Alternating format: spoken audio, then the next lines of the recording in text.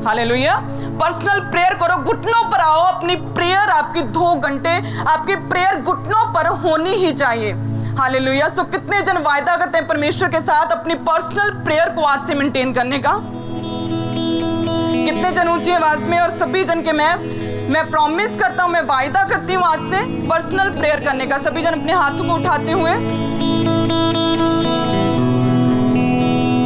तो जब आप ऐसी वफादारी रखेंगे तो सच में फिर परमेश्वर सच में दानियेल की तरह सामने से होकर परमेश्वर आपको बचाएगा। हालेलुया। सामने से होकर परमेश्वर आपको बचाएगा। दानियेल को किस तरह से परमेश्वर पहले ही वो फ्यूचर की भावी योजनाओं को खुदावंद उस पर जाहिर करता था। सो आज मैं कह सकती हूँ कि कलीसिया के ऊपर परमेश्वर, आपकी जिंदगी में परमेश्वर ने क्या रखा है, परमेश्वर सामने से सीधा साफ साफ हमें नहीं बताता, कभी भी सामने से सीधा हम पर कभी जाहिर नहीं करता। जब हम अपनी प्रॉब्लम्स में, परीक्षाओं में होते हैं, कभी भी जाहिर नहीं करता कि मैं तेरी लाइफ को कितना लंबा आगे तक लेके जा सकता हूँ। लेकिन मैं आपको अपना पर्सनल एक्सपीरियंस बताना चाहती हूँ कि परमेश्वर हिंट जरूर देता है कि कुछ तो बड़ा मैंने तेरी जिंदगी के लिए रखा है। हालेलुया। सो वो हिंट भी कब मिलेगा? जब आप सही ट्रैक पर होंगे, जब परमेश्वर में होंगे, जब वफादारी के साथ परमेश्वर में चल रहे होंगे, वो हिंट भी परमेश्वर फिर ही देता है। हालेलुया। भ्रष्टाचार में, चोरियों में, व्यभिचार में, हालेलुया, आप गलत देख रहे हो ऐप्स पर, इंटरनेट पर, और आप सोचो कि परमेश्वर मुझे कोई हिंट दे कि परमेश्वर ने मेरे लिए क्या रखा है, तो ये पॉसिबल नहीं है। हालेलुया। तो आप गलत जगह पर हो और आप गलत परमेश्वर को मानते हो। फिर अगर आप पवित्रता में हो, क्योंकि हमारा परमेश्वर पवित्र है, वो जीवित है, वो पवित्र है और वो पवित्र लोगों को ही पसंद करता है। हालेलुया। इसीलिए वे बेचारे परमेश्वर में आकर कई सालों तक सेवा करते हैं, मुंह से प्रभु प्रभु करते हैं, लेकिन उनकी लाइफ चेंज नहीं होती। उनके घरों में ऐसे ही स्ट्रगल रहता है, क्योंकि परमेश्वर वफादार है और वो एक्सपेक्ट करता है कि उसके बेटे और बेटियां भी वफादार हों। आमीन। सो आज से वायदा करना है खुदावंद के साथ कि प्राण देने तक खुदावंद मैं तेरे साथ वफादार रहूंगा। मैं परमेश्वर, जो तेरा वचन कहता है कि तू मुझे छोड़ किसी और की उपासना ना कर, तू मुझे छोड़ किसी और को परमेश्वर करके ना मान, तो सच में परमेश्वर मैं वफादारी के साथ केवल तेरी ही उपासना करूंगा। हालेलुया। फिर परमेश्वर कहता है कि यस, मैं तुझे ब्लेस करूंगा, तेरी जिंदगियों में बड़े काम करूंगा। हालेलुया। सो कितने जन तैयार है परमेश्वर के साथ वफादारी रखने के लिए? फेथफुल, वो विश्वास योग्यता रखने के लिए आज कितने जन तैयार हैं? सो जितने जन ऑनलाइन भी सुन रहे हैं, आप सब भी इस वचन के ऊपर चलें, क्योंकि ये स्तंभ है हमारी क्रिश्चियनिटी का। अगर आप मसीह में हैं और वफादार नहीं, तो आपका कोई फायदा नहीं। आप जॉन और पीटर नाम से तो हो सकते हैं, आपके नाम के पीछे मसीह तो लिखा हो सकता है, लेकिन अगर आप फेथफुल नहीं, वफादार नहीं परमेश्वर के साथ, तो भूल जाओ कि परमेश्वर आपकी जिंदगियों में कभी काम करेगा। भूल जाओ कि परमेश्वर आप पर अपनी योजनाओं को जाहिर करेगा। भूल जाओ कि दानियेल की तरह परमेश्वर विपत्ति में, कठिनाइयों में परमेश्वर आपको बचाएगा। हालेलुया। सो आज से वफादारी में परमेश्वर के साथ चलना है, और ऐसी वफादारी की बीमारियों में, विपत्तियों में, मुसीबतों में भी परमेश्वर के साथ वफादारी रखनी। जब हम निकालेंगे याकूब 1 उसकी 12 आयत को, जिसमें लिखा, धन्य है वह मनुष्य जो परीक्षा में स्थिर रहता है, क्योंकि वह खरा निकलकर जीवन का वह मुकुट पाएगा जिसकी प्रतिज्ञा प्रभु ने अपने प्रेम करने वालों से की है। आमीन। परमेश्वर का वचन कहता है कि धन्य है वह मनुष्य जो परीक्षा में स्थिर रहता है। फिर से वही वचन कि धन्य है वह मनुष्य जो कि अपनी परख में, अपनी बीमारियों में, अपनी विपत्तियों में परमेश्वर के साथ वफादार रहता है। सो परमेश्वर कहता कि वह परखे जाने पर जब वफादार रहता है, खरा निकलता है, शुद्ध रहता है, तो जीवन का वह मुकुट पाएगा जिसका वायदा खुदावंद ने अपनी कलीसिया के साथ, हमारे साथ, परमेश्वर ने अपने वफादारों के साथ किया है। हालेलुया। जब हम परमेश्वर के साथ वफादार रहते हैं तो लोग सोचते हैं कि मुझे इतने साल हो गए मसीह में आए हुए, मेरा काम क्यों नहीं बन रहा? इसलिए नहीं बन रहा क्योंकि आप वफादार नहीं हैं, संपूर्ण रीति से वफादार नहीं हैं। आप अपने मन में परमेश्वर को मानते हैं, लेकिन जैसे ही आपके फौरन से कोई अन्य जाति, आपके गेस्ट आपके घर में आते हैं, तो आप में इतना हियाब नहीं कि खुलकर परमेश्वर का प्रचार कर पाओ। परमेश्वर ऐसी वफादारी की आपसे डिमांड करता है। कि जब आप अपने काम पर जाते हो कि परमेश्वर के बारे में बताओ। जब काम पर जा रहे हो तो कोई आपको प्रपोज करे तो आप खुल के प्रभु यीशु मसीह के बारे में बताओ कि मेरा बॉयफ्रेंड, मेरी गर्लफ्रेंड, मेरा पिता और माता प्रभु यीशु मसीह हैं। ऐसी वफादारी परमेश्वर आपसे चाहता है। हालेलुया। व्यभिचार से दूर, चोरी से दूर। आज लोगों को लगता है कि अगर सफलता चाहिए बिजनेस में, अपने काम में सफलता चाहिए तो थोड़ी बहुती तो चोरी चलती है, थोड़ा बहुता तो शब्दां का हेरफेर करना ही पैना, थोड़ा बहुता झूठ बोलना ही पैना। सो परमेश्वर का वचन कहता है कि तू केवल रोटी से नहीं बल्कि परमेश्वर के मुख से निकले हर एक वचन से जीवित रहता है। सो अगर केवल हम रोटी से जीवित नहीं रहते, परमेश्वर का वचन हमें जीवित रखता है, तो उसी तरह से चोरी, पाप, झूठ, रिश्वतखोरी से ही हम सफल नहीं हो सकते। अगर परमेश्वर का वचन हमारे साथ है, अगर परमेश्वर की वफादारी के साथ हम चल रहे हैं तो भी हम अपने काम में, अपने बिजनेस में सफल हो सकते हैं। हालेलुया। परमेश्वर के वचनों को स्मरण करो, उन्हें अपने आगे रखो कि वचन क्या कहता है कि धन्य है वह मनुष्य जो कि परीक्षा में वफादार रहता है, क्योंकि वह खरा निकलकर जीवन का वह मुकुट पाएगा जिसकी प्रतिज्ञा प्रभु ने अपने प्रेम करने वालों से की है। कलीसिया कहें आमीन ऊंची आवाज में, आमीन। अगर मैं बताना चाहती हूँ, अगर एस्तर को पहले ही पता होता कि मैंने बड़ी होकर रानी बनना है, तो उसका पवित्रताई में रहना, उसका मोर्दकी के अधीन रहना, डिसिप्लिन में रहना, रोज़ों में ड्राई फास्टिंग में रहना और प्रार्थना में रहना उसका व्यर्थ होता और उसका कोई मायना ना होता उसकी वफादारी का। क्योंकि ये वफादारी नहीं, फिर ये परमेश्वर के साथ कॉन्ट्रैक्ट होता कि परमेश्वर ने मुझे रानी बनाना है, सो इसलिए मैं पवित्रताई में रहूंगी, इसलिए मैं किसी के साथ पाप नहीं करूंगी, इसीलिए मैं प्रार्थना में रहूंगी, क्योंकि मुझे बड़े होकर रानी बनना है, यहूदियों को बचाना है और मुझे ड्राई फास्टिंग करनी है, तो उसकी प्रैक्टिस मैं पहले से कर लूँ। तो ये वफादारी नहीं रहती, ये परमेश्वर के साथ कॉन्ट्रैक्ट होता। लेकिन हम जानते हैं, हम परमेश्वर के वचन में से पढ़ते हैं कि एस्तर को इसके विषय में कोई भी नॉलेज नहीं थी, उसे कुछ भी नहीं पता था, कोई हिंट नहीं था कि परमेश्वर ने उसे एक रानी होने के लिए, कोई इतने ऊंचे पद के लिए परमेश्वर ने उसे चुना है। हालेलुया। वो किस तरह से पवित्रताई में रही, जब माता पिता का साया उसके सिर से उठ गया, जब कोई बड़ा नहीं, कोई मनोरंजन नहीं, कोई इंटरटेनमेंट का साधन नहीं, कोई इंटरनेट नहीं, कोई ऐप नहीं चल रहा, कोई टीवी नहीं चल रहा, तब वो पवित्रताई में रही, तब वो परमेश्वर के साथ वफादार रही और उसकी वफादारी को देखकर परमेश्वर ने उसे ऊंचे ओहदे के लिए, ऊंचे पद के लिए और रानी बनाने के लिए परमेश्वर ने उसे चुना। हालेलुया। सो उसी तरह से जब हम भी परमेश्वर के साथ वफादार रहते हैं, उस परख में खरे उतरते हैं, तो इसी तरह से आज भी हम और जो लोग पवित्रताई में और वफादारी के साथ अपनी तंगियों और तकलीफों में परमेश्वर के साथ वफादारी के साथ चलते हैं, सो आज भी परमेश्वर अपने वचनों को दोहराता है और आज भी राजे और रानियां बनते हैं। आमीन।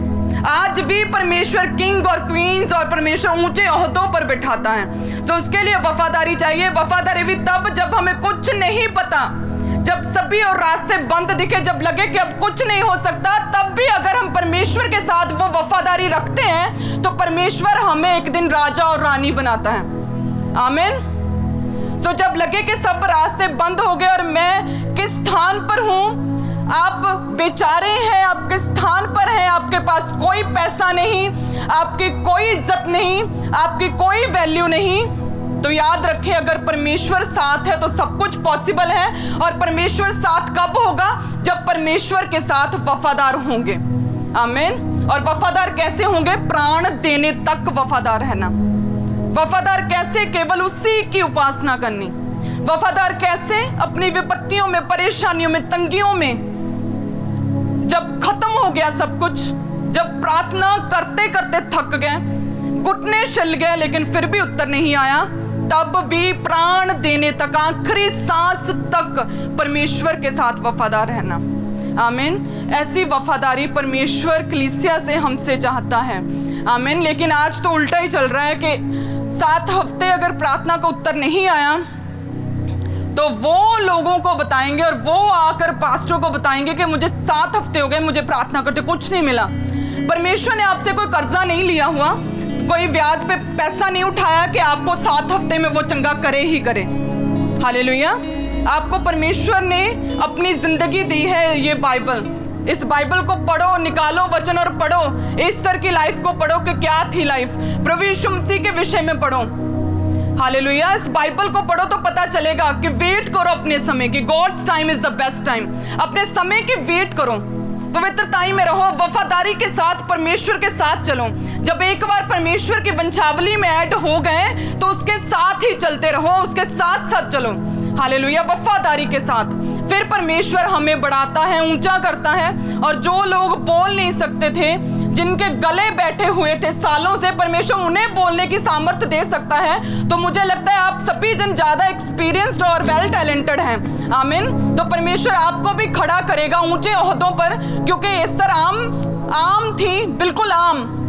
राजा के महल में उसकी कोई पहुंच नहीं थी कि उसकी सिफारिश कभी चल पाए। बिल्कुल आम, साधारण, और वो रानी बनाई गई।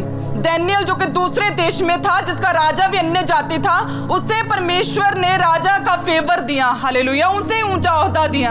आमीन। यूसुफ जो दूसरे देश में गया, जेल में था, लेकिन वफादारी की, लंबे समय तक सारी जिंदगी वफादारी की, सही चला, फिर भी तोहमतें लगी, वफादारी के साथ परमेश्वर के साथ चलता गया, और दूसरे देश में परमेश्वर ने अन्य जाति राजा के द्वारा उसे ब्लेस किया। हालेलुया। सो आपकी सिचुएशन मायने नहीं करती, आपके आसपास क्या चल रहा है, कौन क्या बोल रहा है, लेकिन अगर आप परमेश्वर के साथ वफादार हैं तो सब कुछ पॉसिबल है। हालेलुया। आप किस स्थान पर हो मायने नहीं करता, आप कितने बेचारे हो मायने नहीं करता। मायने ये करता है कि क्या परमेश्वर आपके साथ हैं, और परमेश्वर आपके साथ कब होगा, जब आप वफादारी के साथ परमेश्वर के साथ चलेंगे। आमीन। सो सभी जन निकालें परमेश्वर का वचन, प्रकाशित वाक्य 3 उसकी 14 को। सभी जन निकालें प्रकाशित वाक्य 3 उसकी 14, जिसमें प्रभु यीशु मसीह के विषय में लिखा है कि वो है क्या, जिसमें लिखा कि जो आमीन और वफादार और सच्चा गवाह है, जो आमीन और विश्वास योग्य, फेथफुल, वफादार और सच्चा गवाह है, परमेश्वर की सृष्टि का मूल कारण है। सब कलीसिया कहें आमीन। इसमें परमेश्वर प्रभु यीशु मसीह ने कहा कि मेरा नाम है आमीन। हालेलुया। परमेश्वर कहता है मेरा नाम है आमीन, मेरा नाम है वफादार, और मैं हूं सच्चा गवाह। सब जन ऊंची आवाज में बोले कि प्रभु यीशु मसीह का नाम क्या है, मेरा नाम है आमीन, मेरा नाम है वफादार, मैं हूं सच्चा गवाह, और मैं हूं सृष्टि का मूल। आमीन। ये परमेश्वर का वचन कहता है। प्रभु यीशु मसीह कहते हैं कि मेरा नाम है आमीन, मेरा नाम है वफादार। 0 भी मैं हूँ, 9 भी मैं हूँ, A भी मैं हूँ, Z भी मैं हूँ, आद भी मैं हूँ, अंत भी मैं हूँ, और मेरा नाम है वफादार। हालेलुया। परमेश्वर का वचन कहता है कि मेरा नाम है वफादार। सो जो खुद वफादार हो, सो उसे कैसे लोग पसंद आएंगे। परमेश्वर के दास कहते हैं ना कि चुगली चुगली को ढूंढती है, वे बेचारी को ढूंढता है, और पवित्र पर्सन वफादार वफादार को ढूंढेगा। सो परमेश्वर क्या है, परमेश्वर कहता है मेरा नाम है वफादार। सो ये परमेश्वर का गुण नहीं है, ये परमेश्वर का नाम है। तो जो खुद वफादार है वो भी वफादारों को ही ढूंढता है। हालेलुया। सो आज आपका जो भुलेखा जड़ा है दूर हो जाना चाहिए कि आपकी प्रार्थना अपने दुखों में कितनी है वो मायने करती है। आपकी प्रार्थना अपनी ब्लेसिंग्स, आशीषों के ऊंचे स्तर पर आपकी प्रार्थना कितनी है वो मायने करती हैं। आप कितने गर्म है वो मायने करते हैं आत्मा में। हालेलुया।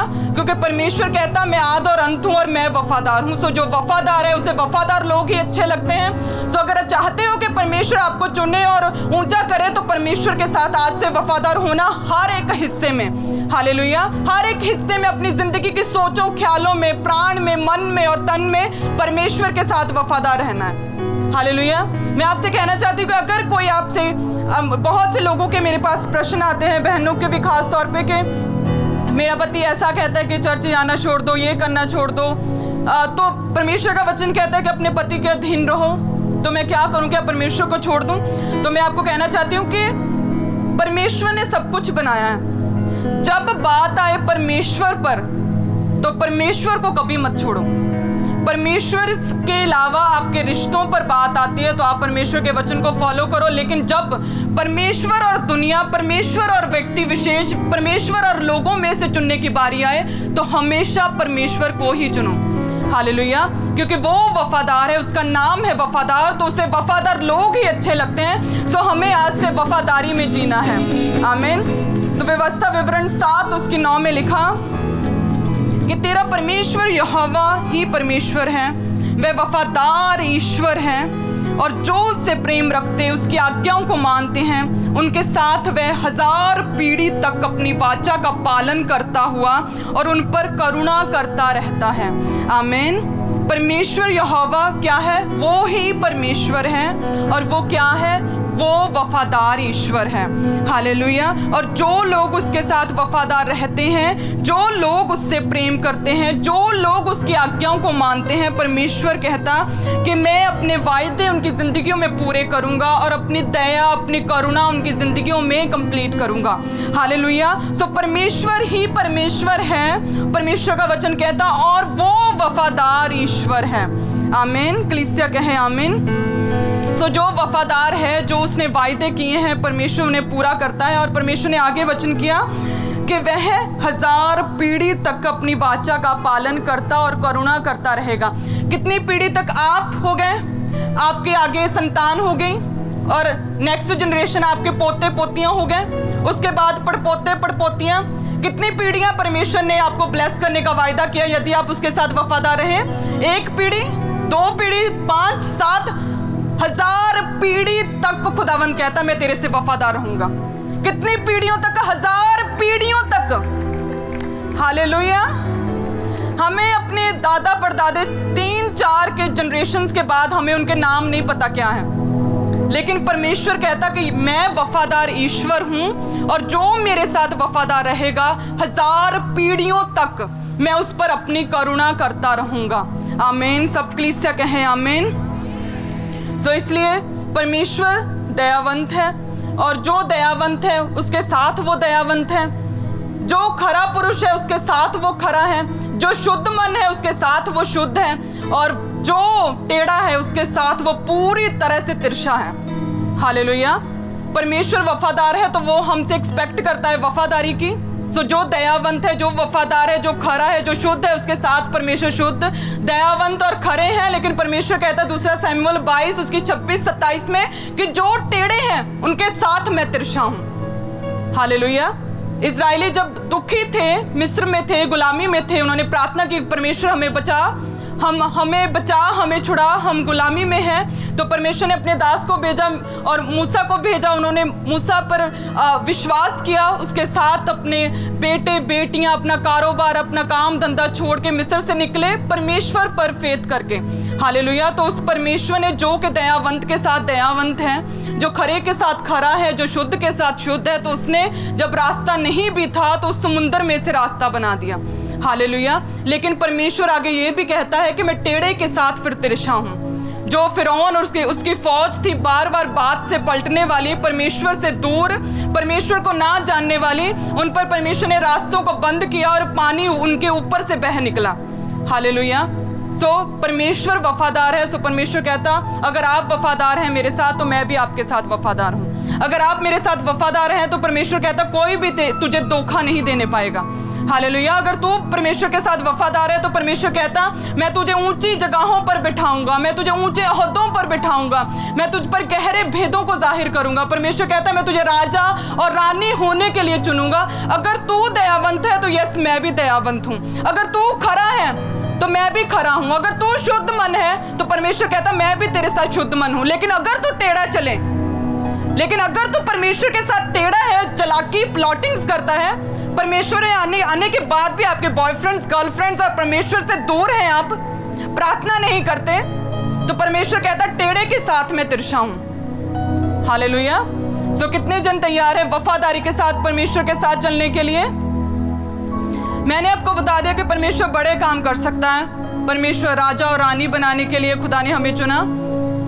और परमेश्वर ऐसा नहीं कि परमेश्वर ने अपने वचन में लिखा, परमेश्वर साबित करता है समय समय पर कि यस आज भी एस्तर की तरह परमेश्वर चुनता है, आज भी पौलुस की तरह चुनता है, आज भी मूसा की तरह लोगों को चुनता है, आज भी हन्ना की तरह परमेश्वर कोखों को खोलता है। हालेलुया। सो जो वफादार है परमेश्वर कहता मैं उनके साथ वफादार हूँ। आमीन। सो कितने जन है जो परमेश्वर के साथ आज से वफादार रहेंगे?